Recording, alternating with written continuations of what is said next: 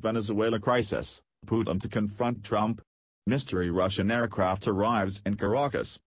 Fears Russia could back its Venezuelan ally in any confrontation with the U.S. surged on Tuesday following the arrival of a mysterious Russian airliner in the nation's capital.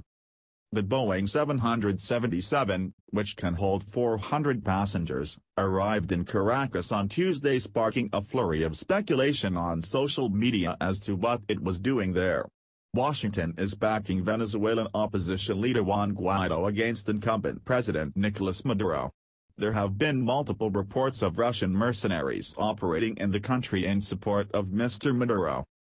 Russian Prime Minister Dmitry Medvedev commented, "No one has the right to illegally remove from power the head of state who has just won an election, regardless of whether some countries or political forces like him as a person or not." Mr. Maduro was re-elected as Venezuelan president in May 2018, in a vote boycotted by the opposition amidst multiple reports of electoral irregularities. The Russian aircraft, owned by Nordwind Airlines, flew direct from Moscow to Caracas for the first time ever according to flight tracking data.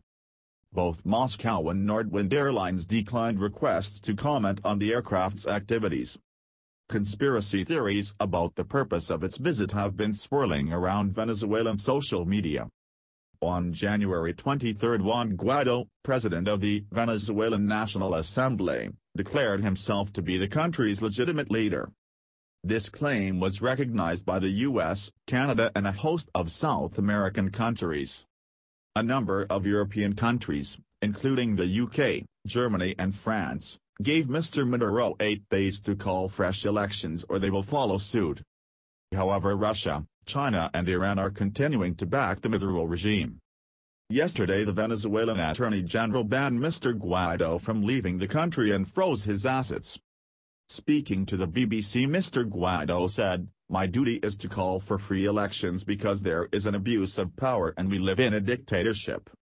In Venezuela, we either accept domination, total oppression and torture from the Maduro's regime, or we choose freedom, democracy and prosperity for our people."